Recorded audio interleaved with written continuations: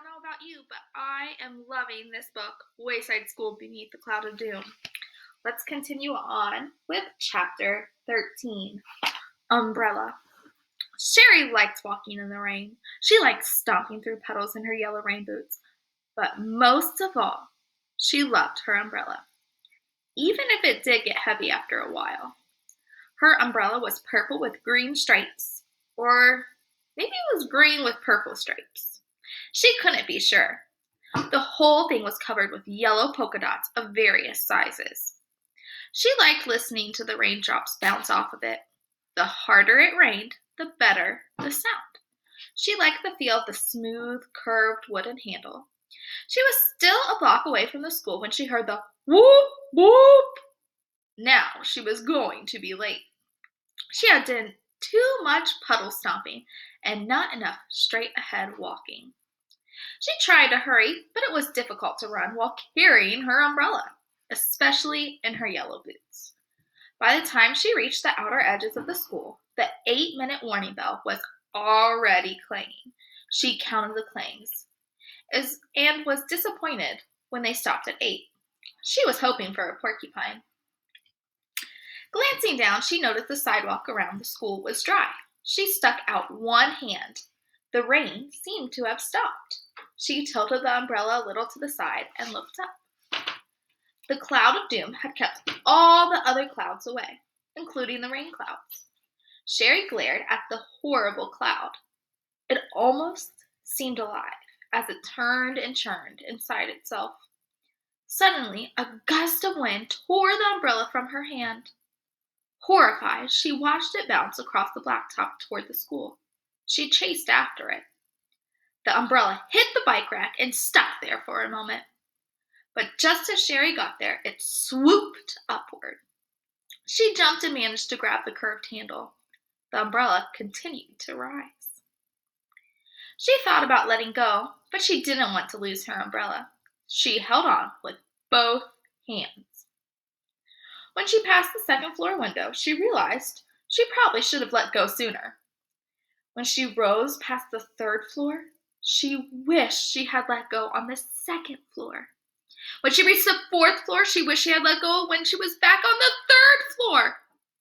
By the time she reached the sixth floor, it was definitely too late. Her left rain boot slipped off when she passed the ninth floor. She watched it fall a long way down. Higher and higher, scarier and scarier. She passed the 17th floor, the 18th, the 20th. There was no 19th story. She could see inside the classroom windows as she went past them. Some of the kids waved at her. She couldn't wave back. She couldn't risk falling.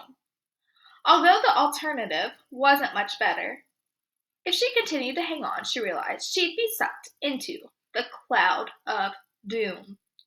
She passed the 25th floor, then the 26th, and the 27th.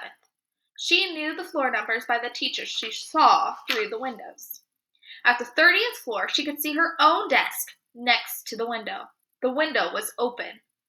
She closed her eyes, then jumped. The window was open, and a horn blared. When Sherry opened her eyes, she lay sprawled across the top of her desk. "Oh, you are here, Sherry," said Mrs. Jules. "Funny, I didn't see you. I was just about to mark you absent.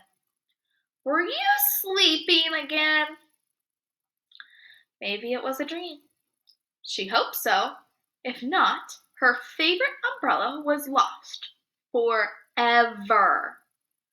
Her left foot felt cold. On her right foot, she wore a yellow rain boot, but on the left, just a thin red sock. It must not have been a dream. Chapter 14. Mr. K and Dr. P. Author's note.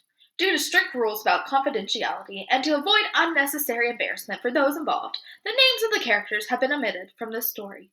Please don't try to guess.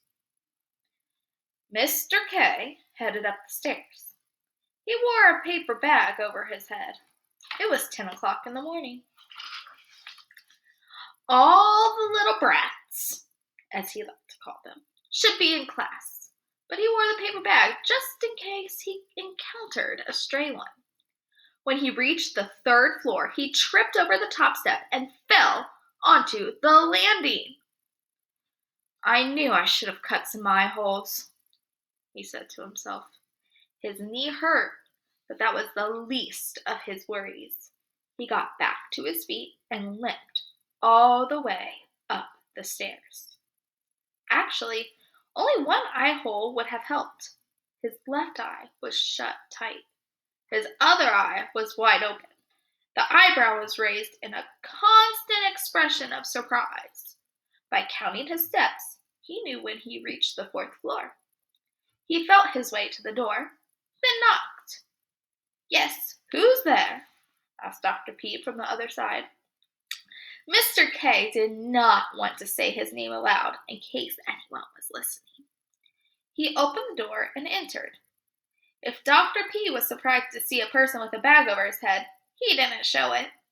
He had been trained to keep a straight face, no matter what. Whenever someone came to see him, it was part of his job to act like everything was perfectly normal.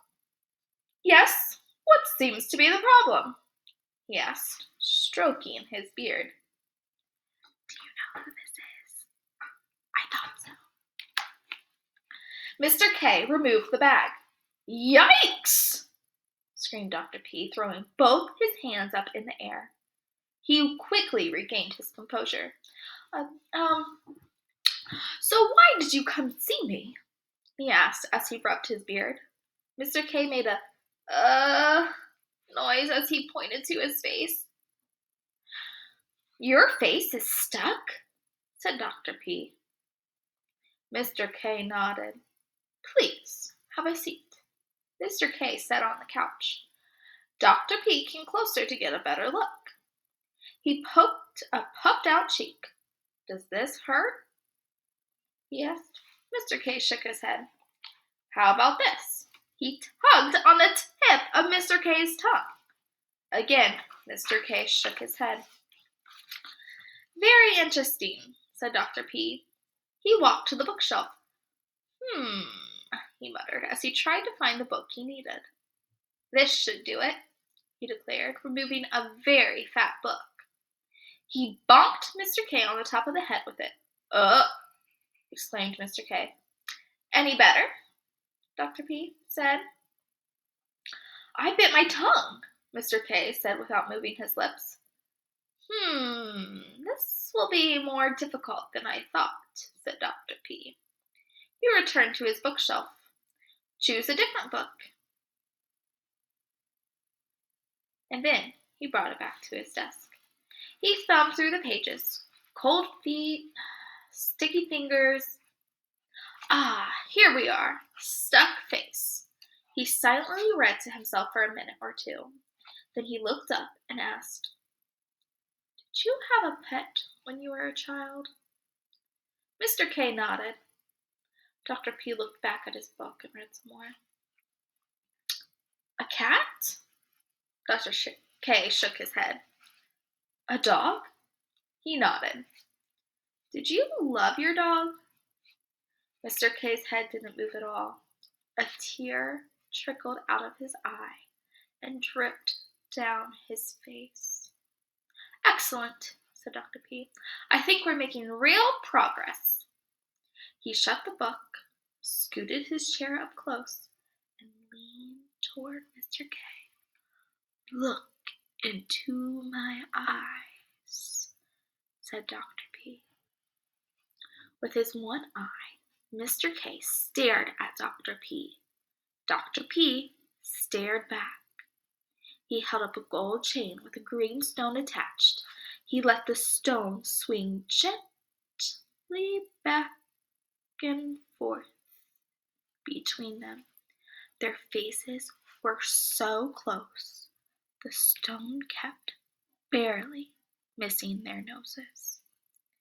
"I'm going to take you back to another time and place," said Dr. P. "You were just a young boy playing with your dog in your backyard. Your grandmother smiles from the kitchen window. A pie is baking in the oven. You can smell cinnamon. Mr. K's nose twitched. Now your grandmother is outside, holding the pie. She asks if you want some. Mr. K's tongue remained sticking out. However, it slowly moved from one side of his mouth to the other. Dr. P noted the breakthrough. But instead of giving you a piece of pie, Dr. P said, she smashes it in your face. Mr. K's mouth popped open. Then his face snapped back into place. His eyebrow lowered, his eye opened, his cheek puffed, his tongue went back inside where it belonged. Why did she do that to me? He cried. Dr. P handed him a tissue. Mr. K wiped his eyes and then cleaned the imaginary pie off his face. He stood and straightened up his suit. You won't tell anybody about this, will you? He asked. Everything that happens inside this office is strictly confidential, Dr. P assured him. Mr. K left the office feeling as dignified as ever. Dr. P leaned back in his chair with his hands behind his head. He felt very satisfied. It's not every day that he gets to help someone as important as Mr. K. Dr. P's tongue was sticking out. His left eyebrow was raised. His right eye was shut tight, and it looked like he was trying to swallow a tennis ball. This school, I don't know about it. Chapter 15. The Unbreakables. It's bad enough when two friends fight. It's even worse when three friends pick on a fourth. Joe and John were best friends. Shut up, said Joe. You shut up, said John. Rondi and Allison were best friends. May I borrow a pencil? Asked Allison. Here, stick it up your nose, said Rondi. Maybe it was because they were worried and anxious about the cloud of doom looming above them. Maybe it was because their fingernails and toenails were growing too fast. For whatever reason, the longer everyone spent beneath the cloud, the crabbier they got. Mauricia, Joy, Dee Dee, and Ron were more than just best friends forever. Their friendship was so strong they called themselves the Unbreakables. Every morning they met before school by the flagpole. They had a special four-handed handshake. Each would hold out one hand and they'd lock thumbs to pinkies. Then they'd raise and lower their hands 3 times and shout, Unbreakable! The lunch bell kaboinked 4 times, and the Unbreakables headed down the stairs together. I wonder what we're having today, Dee Dee said. Didn't you count the kaboinks? Asked Mauricia. Spaghetti and feetballs, said Joy. Ooh, I like those, said Dee Dee. You would, said Ron. They smell as bad as your feet. He held his nose. My feet don't stink, said Dee Dee. Joy held her nose too and said, Not to you, but to everyone else they do. Mauricia and Ron laughed. They entered the cafeteria. Dee Dee took a tray and pushed it to Miss Mush. The lunch teacher handed her a plate of spaghetti topped with a foot-shaped meat patty. Dee Dee set the plate on her tray, next to her history book. She was careful not to spill any feet sauce. Her half-finished homework was folded inside the book. It was due after lunch. She sat down with the others at one of the long tables. She cut off a piece of a feet ball, swished it around in the sauce, and ate it. You eat the heel first? Asked Mauricia. So, what's wrong with that? Asked Dee Dee. It's gross, said Ron. You're supposed to start with the toes. Who says? It's just how it's done, said Joy. Ask anyone. You don't know everything, Dee Dee said angrily as she shook her fork at her friends. A bit of sauce dropped on her paper. Now look what you did, she accused them. You did it to yourself, said Joy. Dee Dee tried to wipe it up with her napkin, but that only made it worse. Now I have to start all over, she complained. Dee Dee remained in the cafeteria long after her friends left to go play. She still had one question to answer and one last toe to eat. It didn't seem fair that her friends were outside playing while she was stuck inside. Dumb Ron, she muttered. Stupid Mauricia. Dumb Joy. They're the ones with the stinky feet. When at last she finished, she put her dishes in the dish tray and dumped her trash. She hurried out of the lunchroom and down the stairs. Once outside, she saw them playing three square and wasn't sure if she even wanted to join them. Suddenly, her face filled with horror. Oh no, she called out, and then pulled her hair with both hands. She didn't have her homework or her history book. She turned and ran back into the building. Miss Mush and Mr. Pepperratter were busy wiping the counter with dish rags when Dee Dee came rushing up to them. Hi, Dee Dee. Did you want seconds? Miss Mush asked hopefully. We put everything away, but I'd be happy to heat up another plate for you. Out of breath, Dee Dee explained about her book and homework. Neither Miss Mush nor Mr. Pepperratter remembered seeing it. And I've already dumped all the trash, said Mr. Pepperratter. There were 4 large dumpsters in the back of Wayside School. A pair of feet was sticking up out of one of them. Upside down, buried in the trash, Dee Dee tried to read every wrinkled and soggy piece of paper as she dug through half-eaten feet balls, strands of spaghetti, drippy milk cartons, apple cores, pickle slices, and who knows what else. It's impossible! There's no way! She cried. Then just when all hope seemed lost, a noise came from somewhere deep inside the dumpster next to hers. Found it! Called Ron. Rustling sounds could be heard from inside the other 2 dumpsters as well. Hooray! Cheered Mauricia.